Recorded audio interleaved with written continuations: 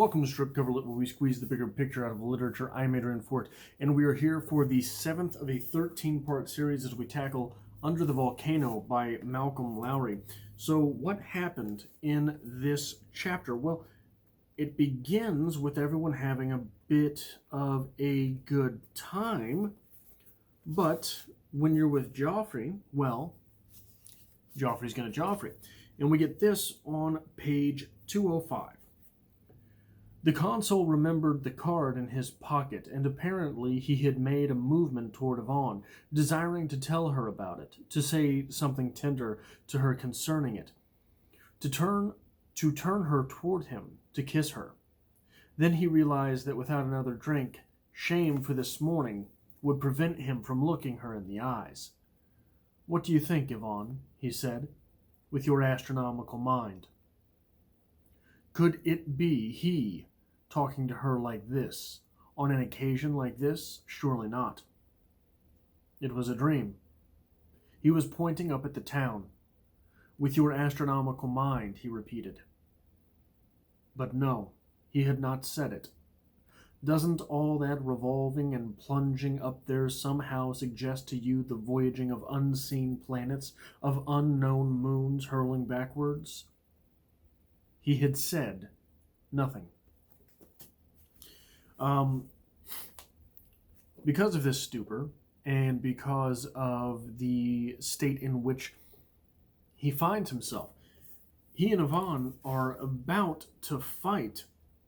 When we get more introspection, this coming on page 207, and yet he was thinking all over again and all over again, as for the first time, how he had suffered without her. Indeed, such desolation, such a desperate sense of abandonment, bereavement, during this last year without Yvonne, he had never known in his life, unless it was when his mother died. But this present emotion he had never experienced with his mother. This urgent desire to hurt, to provoke, at a time when forgiveness alone could save the day. This, rather, had commenced with his stepmother, so that she would have to cry, "I can't eat, Joffrey. The food sticks in my throat." It was hard to forgive. Hard to forgive. Harder still not to say how hard it was. "I hate you." Even now, of all times, even though there was God's moment, the chance to agree to produce the card, to change everything. Or there was but a moment left. Too late. The consul had controlled his tongue, but he felt his mind divide and rise like two halves of a counterpoised drawbridge ticking, to permit passage of these noisome thoughts. "Only my heart," he said. It is a strange emotion which is provoked there, which is evoked there, I should say. Surely you have been in some lover's quarrel, and instead of taking the moment to take a step back and say, okay, we've just got to reset this. This fight doesn't matter. That's not what you do. You say something to hurt them instead, something to get back at them for something it was that they had said instead. Do you do that with your parents? Did you do that? Probably you do it with a sibling, right? What is that different type of love? What is the difference between those emotions? What is the difference between the pantheons in which we hold those people with whom we must continue to provoke? I don't know. A little later, Joffrey and Laruelle are sharing a moment. And Laruelle says, "Do you remember when we went to Cholula?" he said, "how much dust there was." The two men faced each other in silence. "I don't want to speak to you at all, really," the consul said after a moment. "For that matter, I wouldn't mind if this was the last time I ever saw you." "Did you hear me?" "Have you gone mad?" M. Laruelle exclaimed at last. Am I to understand that your wife has come back to you, something I have something I have seen you praying and howling for under the table, really, under the table, and that you treat her indifferently as this, and still continue only to care where the next drink is coming from? To this unanswerable and staggering injustice, the consul had no words. He reached for his cocktail. He held it, smelt it, but somewhere, where it would do little good, a Hauser did not give way. He did not drink. He almost smiled pleasantly at M. La Ruelle. You might as well start now as later, refusing the drinks. You might as well start now as later. Later. We all need a friend who keeps it real with us, and that seems to be, in this moment, M. La Ruelle. And a bit later, they come to a general understanding between the two of them that that is what is happening. It's not spoken between the two of them. And it makes me reflect on the fact that early in the novel, maybe it's because of ham-fisted reading on my behalf, on my part, M. La Ruelle and the consul, the characters seemed very similar. And I wonder if that was intentional. I wonder if that was sort of something set up by Lowry in order to have a mirror character for the consul, for Joffrey. A mirror character where a character, that moment where we look at ourselves and we realize we're not the person that used to look back. Somewhere there's some schism in our brain, something has flipped. And that seems to be, to me, a little bit of how La Ruelle is being used here. As they are even on sort of the same page with one another, connecting on a friendship type level. And then La Ruelle starts on 227. Gotta get there. For God's sake, go home to bed. Or stay here. I'll find the others and tell them you are not going. But I am going, the consul said, commencing to take one of the shrimps apart. Not camarones, he added. Cabrones. That's what the Mexicans call them.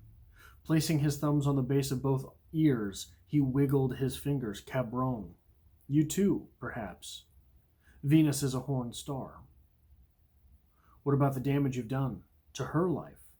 After all, you're howling, if you've got her back, if you've got this chance. You are interfering with my great battle, the consul said, gazing past M. La Ruelle at an advertisement at the foot of the fountain. Peter Lowry in La Manos de Orlac, a la 6:30 p.m. I don't really speak Spanish. I have to have a drink or two now, myself, so long as it isn't mezcal, of course. Else I shall become confused like yourself. The truth is, this is from La Ruelle. The truth is, I suppose that sometimes when you've calculated the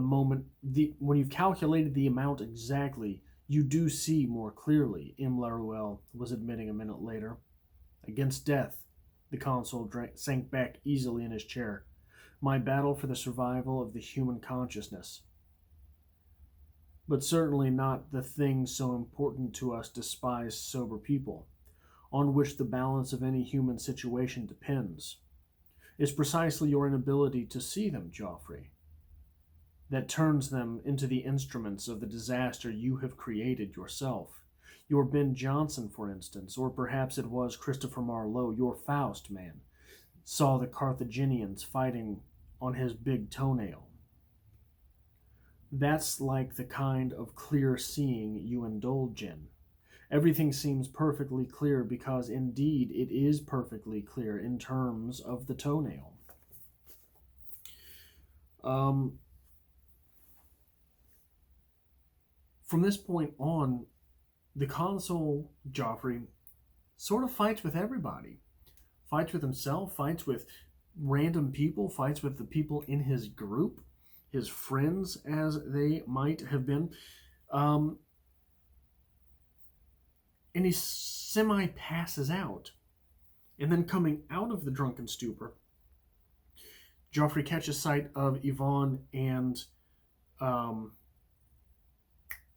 blanking on his name. Yvonne and Hugh sharing a meal. And he becomes depressed again and decides that the only thing to do at this point is get drunk.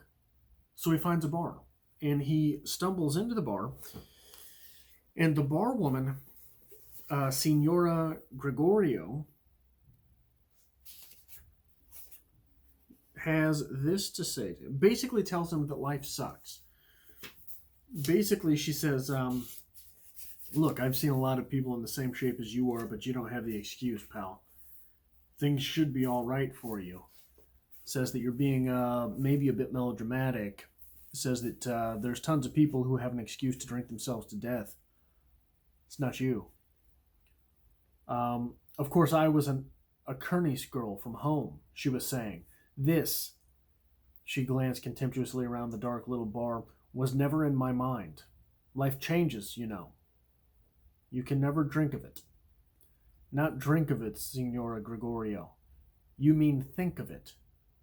Never drink of it. Oh well, she said, pouring out a liter of raw alcohol for a poor, noseless peon who had entered silently and was standing in a corner. A Kernus girl. A Kernus life among Kernus people. And now what? He drinks there, and she disappears behind the bar, and he calls for liquor, and he calls for more liquor, and he calls for more liquor, and finally, when she reappears, he mistakes her for his mother, and he is overcome by emotions. So, doing the most Joffrey thing that he can do, he leaves. That seems to be the life path on which Joffrey has found himself. You get emotional, you go ahead and split. I would like to address, I mentioned a little bit earlier, some of my confusion when reading this novel. It's a difficult novel, I think. And the chapters or the moments in chapters which circle around two characters are the easiest. Why? Because Malcolm Lowry doesn't give a fuck about you, for one. Malcolm Lowry has contempt for his reader. There is an article, I believe from the 80s, Kurt Vonnegut, talking about how to write, which, hey, take that for what it's worth, right? Depending on how you feel about Vonnegut. But one of the things he says is have pity on the reader. After all, it's your story, and the reader is doing all of the heavy lifting. Malcolm Lowry does not share this sentiment. Malcolm Lowry is here to tell you, you're a moron if you can't figure out what is going on. But it is strange. The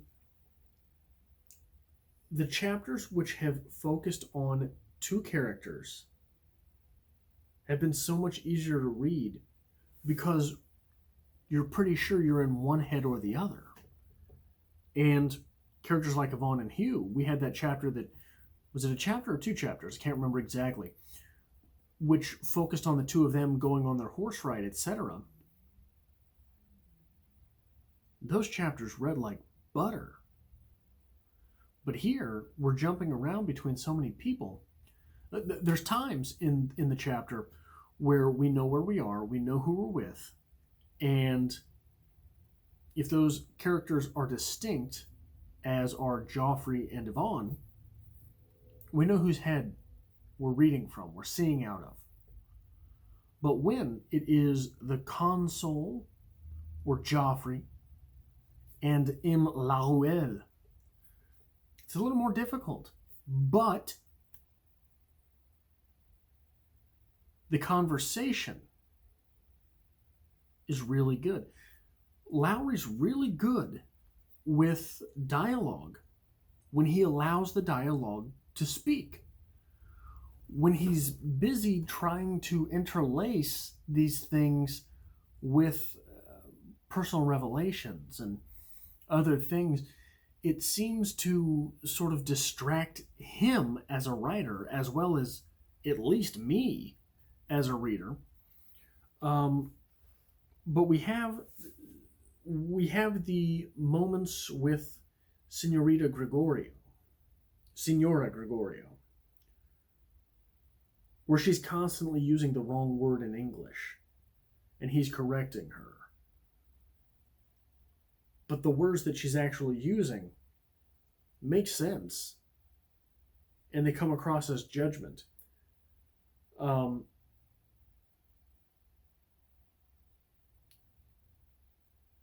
Where is it here? This, she glanced contemptuously around the dark little bar, was never in my mind. Life changes, you know. You can never drink of it. You mean you can never think of it? Right? This is a little life happenstance that she's using the wrong word, and it comes off as a jab towards Joffrey. This I felt was interesting on 224. This is, we are in the head of Joffrey. To be, above all, alone with her seized him, and a desire, too, to lead immediately again a normal, happy life with her, a life, for instance, in which such innocent happiness as all these good people around him were enjoying was possible. But had they ever led a normal, happy life? A lot of this novel, so far, has been sort of about dreams dying. Our characters realizing grandiose plans for themselves, grandiose designs were ill-fated. That they were nothing so special as they had thought. And how quickly, this moment here, how quickly that fades from, maybe I'm not going to be a world-famous writer, to, did I ever even have a normal life? Was the life that I was leading even worth having? So questioning, it's all built on sand, right? It's a castle made of sand. Once one of those grains rolls down the side of the castle, the rest is going to follow. You are not on solid ground. This is the feeling which is starting to become overwhelming in this novel.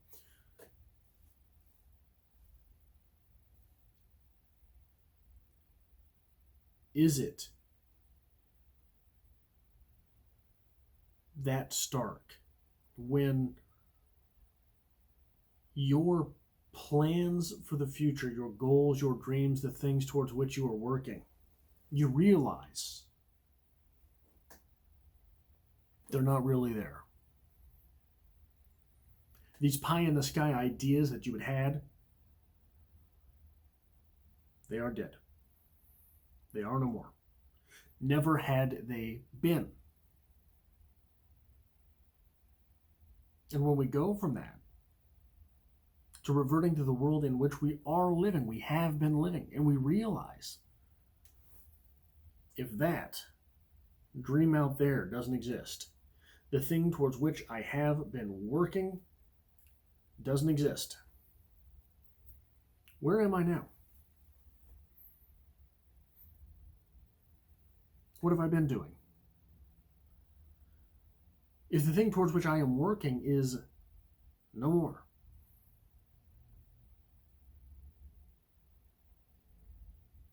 do the places I have been really matter? Did they ever? And that is, I want to read that one more time. To be, above all, alone with her seized him, and a desire, too. To lead immediately again a normal, happy life with her. A life, for instance, in which such innocent happiness as all these good people around him were enjoying was possible. But had they ever led a normal, happy life? That is a small passage that I didn't see coming. I didn't see that coming in here because a lot of times when you spot the theme in a book, and to me, I thought the theme so far had been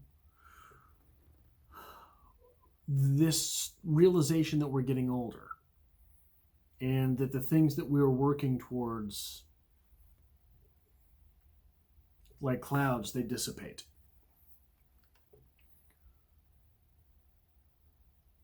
It's hard to find too many novels that take a theme like that, which is grandiose and big, and Lowry had done such a fantastic job of explicating that on the page, of putting it out there through real people, through several people in their lives, at that same place, at that same time, making those things come together in a way which makes sense and does not feel forced. And then you use the fool. You use Joffrey here, the fool, in order to take that theme and say what comes after. Because what comes after, look, I've read stories about, you've read the coming of age stories. You've read the stories of disillusionment with adulthood, which are, so coming of age, you're looking at sort of 13 to 18 sort of age. Disillusionment with adulthood, the new adult age, so you're looking at 17 to 24-ish age characters. And then you've got the characters in here who are in that age range of characters who normally in literature, when you find them, they're dealing with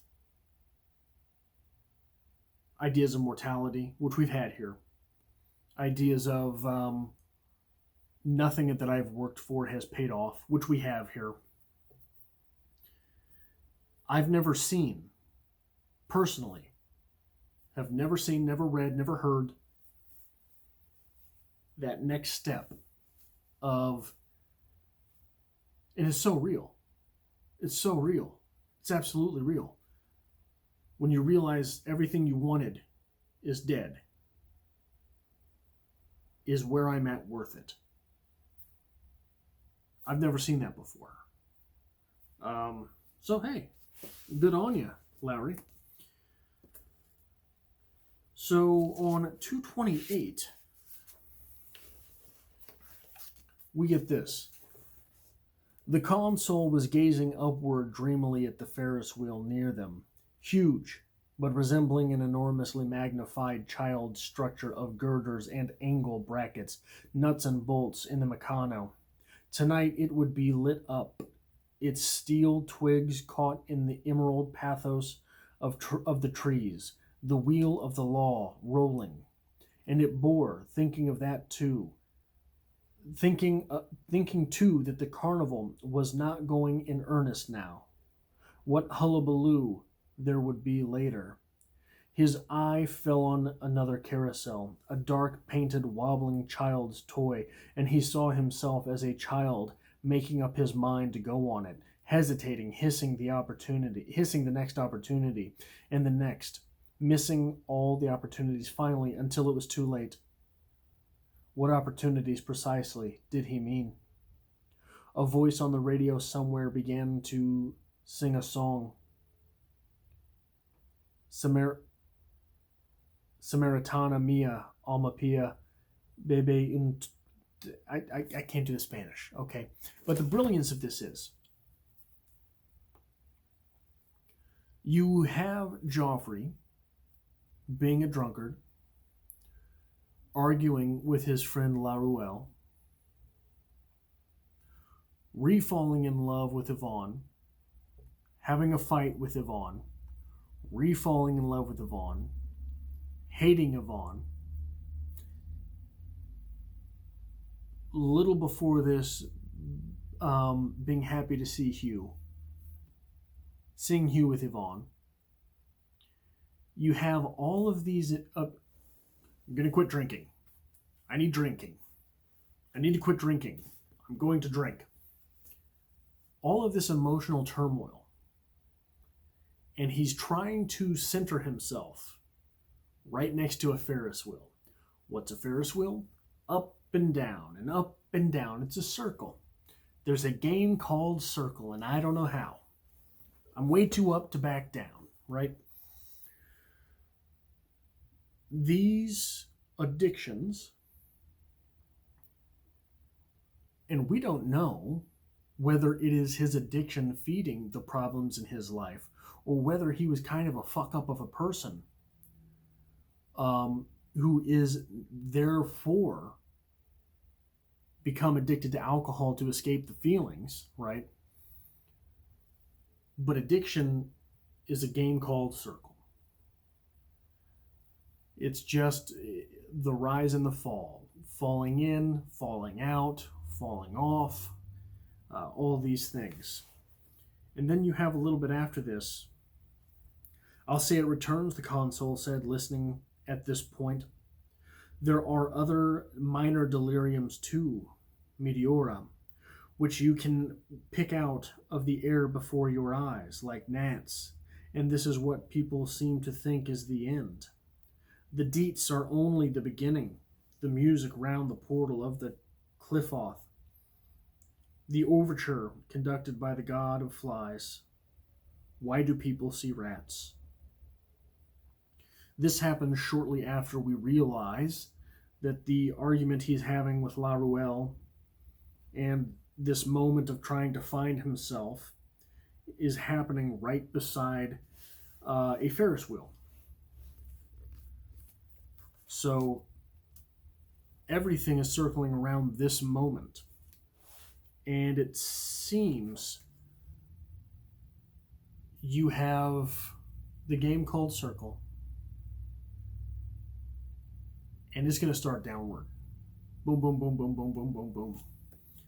That is all I have for this, the 7th in a 13-part series as we journey through Under the Volcano by Malcolm Lowry.